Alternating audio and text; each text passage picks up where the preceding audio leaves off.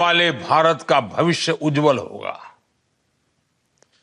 और इस भरोसे के लिए भाजपा के कार्यकर्ताओं ने क्या क्या नहीं सहा। आपातकाल, इमरजेंसी का घनघोर दमन,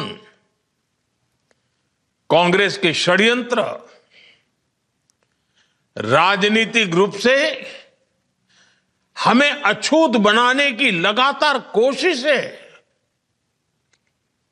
इन सब से लड़कर हमारे निस्वार्थ कार्यकर्ता पार्टी को अपने परिश्रम से, अपनी साधना से, अपने संकल्प से यहां तक लेकर आए हैं। और इस यात्रा में हमारे कितने ही कार्यकर्ताओं को अपनी जान तक गंवानी पड़ी है। हमने बंगाल और केरलम जैसे राज्यों में देखा है, वहां किस तरह हिंसा को पॉलिटिकल कल्चर बना दिया गया है। लेकिन भाजपा कार्यकर्ता ऐसे हालातों में भी डिगा नहीं, डरा नहीं। आज भी भाजपा का कार्यकर्ता देश सेवा के भाव के साथ निरंतर काम कर रहा है। आज भाजपा के स्थापना दिवस पर पार्टी के लिए अपना जीवन गंवाने वाले सभी कार्यकर्ताओं को श्रद्धांजलि देता हूं, नमन करता हूं। साथियों, आज लोकतंत्र की कितनी ही उपलब्धियां बीजेपी के नाम पर है। देश में लंबे अंतराल के बाद किसी पार्टी को इतना स्पष्ट जनमत मिला है। लेकिन हम इस सफलता की विवेचना करें तो हमें नियत, नीति, निष्ठा, एक लंबी यात्रा हम भली भांति देख सकते हैं। राष्ट्रीय स्वयंसेवक संघ के विशाल और पवित्र वटवृक्ष के नीचे हमें साफ नियत के साथ, शुचिता के साथ राजनीति में कदम रखने की प्रेरणा मिली। फिर शुरुआत के कुछ दशकों में, चाहे वो जनसंघ का समय रहा हो या भाजपा का, हमने एक संगठन के लिए नीतियां निर्धारित करने में अपनी ऊर्जा लगाई। फिर उसके बाद जो समय आया, उसमें भाजपा ने पूरी निष्ठा से अपनी ताकत खुद को एक सशक्त काडर बेस्ड पार्टी बनाने में झोंक दी। हमने कार्यकर्ताओं का ऐसा विशाल काडर खड़ा किया जिनमें सेवा भावना से कार्य करने का समर्पण था, जिन्होंने पार्टी के सिद्धांतों को अपने जीवन का आदर्श बनाया और जिन्होंने किसी भी परिस्थिति में अपने मूल्यों से समझौता स्वीकार नहीं किया।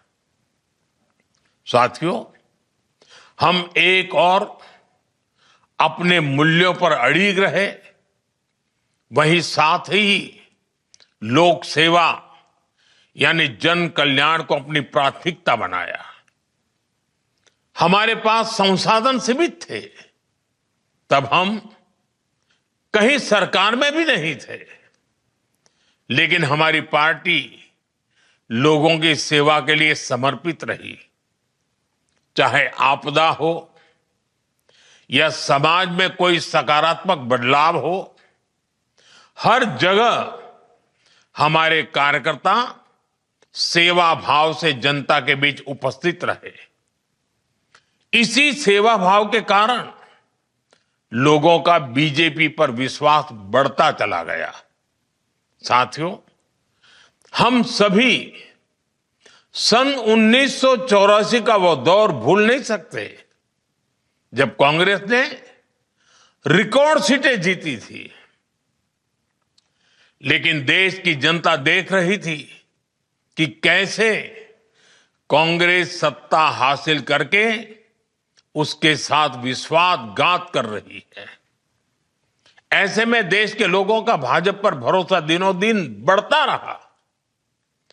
भाजपा धीरे धीरे चुनाव जीतने लगी थी और हमारे आने से देश की राजनीति में दो धाराएं बहुत स्पष्ट हो गई। एक धारा बनी सत्ता आधारित राजनीति की, तो दूसरी धारा बनी सेवा आधारित राजनीति की। सत्ता को प्राथमिकता देने वाली राजनीति का धीरे धीरे पतन होने लगा और सेवा भाव वाली राजनीति को धीरे धीरे लोगों का भारी समर्थन मिलने लगा। आज हमें इस बात पर गर्व है कि हमने अपने आचरण से भारत की राजनीति में एक नया सिद्धांत स्थापित किया है। राष्ट्र प्रथम का सिद्धांत, राष्ट्रीय एकता, राष्ट्रहित, सर्वोपरि, ये हमारी पहचान बन गई है। साथियों, भारत की राजनीति में भाजपा ने गठबंधन की राजनीति का भी एक नया आदर्श स्थापित किया।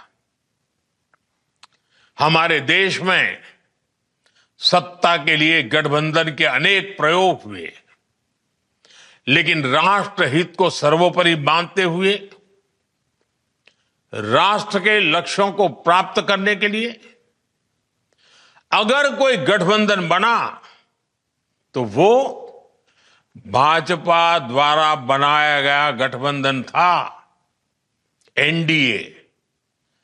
अब तो एनडीए गठबंधन 25 वर्ष से भी ज्यादा का हो गया है। हमारे एनडीए परिवार का निरंतर बढ़ना ये दिखाता है कि भाजपा कितनी सर्वसमावेशी है और क्षेत्रीय आकांक्षाओं को सर्वोपरि रखते हुए काम करती है। साथियों, हमसे पहले देश ने परिवारवादी, वंशवादी राजनीति का बोलबाला देखा था और आज भी अलग अलग कोने में वो खेल चल ही रहा है। या तो फिर लेफ्ट का गवर्नेंस मॉडल देखा था, लेकिन हमारा गवर्नेंस मॉडल यूनिक रहा। हमारे गवर्नेंस मॉडल में पॉलिसी में स्थिरता थी, सरकार में स्थिरता थी। हमने जो कहा वो करके दिखाया। आज भाजपा की पहचान के साथ ये बात जुड़ गई है कि जो वो कहती हैं वो जरूर करती हैं। साथियों, भारतीय जनता पार्टी ने वडोदरा में 1994 में महिला आरक्षण का प्रस्ताव पारित किया था। हमने ये भी तय किया था कि संगठन में ज्यादा से ज्यादा महिलाओं को आगे बढ़ाएंगे और सरकार में आने के बाद हमने महिला आरक्षण का अपना वायदा पूरा करके दिखाया। अब हम पूरी शक्ति से जुटे हैं कि साल 2029 में नारी शक्ति वंदन अधिनियम की भावना के अनुरूप ही चुनाव हो। साथियों, आज भाजपा गुड गवर्नेंस का सिंबल बन गई है, लास्ट माइल तक डिलीवरी का सिंबल बन गई है। पंडित दीनदयाल उपाध्याय जी ने हमें अंत्योदय का सिद्धांत दिया था। हमने इसी विजन पर चलते हुए सैचुरेशन का मार्ग अपनाया। इसी का नतीजा था कि देश के 25 करोड़ गरीबों को गरीबी से बाहर निकालने में हम कामयाब रहे।